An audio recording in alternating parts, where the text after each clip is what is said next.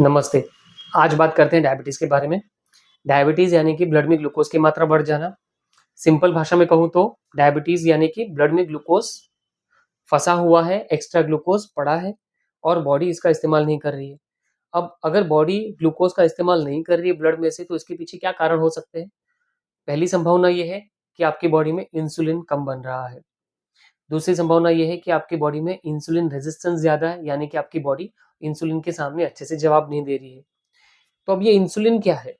Insulin एक hormone है जो कि आपके बॉडी में स्वादुपिंड यानी कि पैनक्रियाज नाम के ऑर्गन से बनाया जाता है। वहाँ पे बीटा सेल्स नाम के स्पेशल सेल्स हैं जो कि आपकी बॉडी में इंसुलिन बनाते हैं।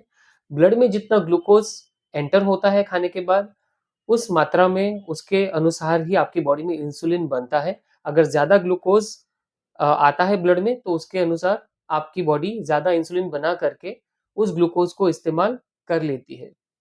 तो अगर आपके बॉडी में इंसुलिन बनाने की जो व्यवस्था है, अगर वो कम हो गई है, तो ब्लड में आया हुआ सारा ग्लूकोज़ इस्तेमाल नहीं होगा और उसकी वजह से एक्स्ट्रा ग्लूकोज़ वहाँ पे पड़ा रहेगा और इस रीज़न से आपके ब्लड में ग्लूकोज़ की मात्रा बढ़ सकती है।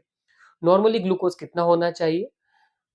फास्टिंग शुगर यानी कि 10 घंटे की फास्टिंग के बाद खाली पेट की शुगर की मात्रा 100 के नीचे होनी चाहिए और खाने के 2 घंटे के बाद नॉर्मल मात्रा 140 यानी कि नॉर्मल वैल्यू 140 है ब्लड ग्लूकोज़ की खाने के बाद।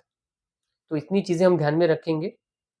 दूसरी चीज़ अगर आपको सिम्पटम्स हैं, कुछ लक्षण हैं जैसे कि अगर आपको बहुत ज़्यादा थकान लग रही है, अगर आपको बार-बार यूरिन के लिए जाना पड़ रहा है, अगर अचानक से आपका वज़न कम हो रहा है, अगर आपको धुंधला दिखाई दे रहा है या आपको हाथों-पैरों में झुंझुनाहट या बहुत ही ज़्यादा कमज़ोरी लग रही है, तो आपके डॉक्टर के पास आप अवश्य जाइए और आपकी शुगर चेक करवाइए।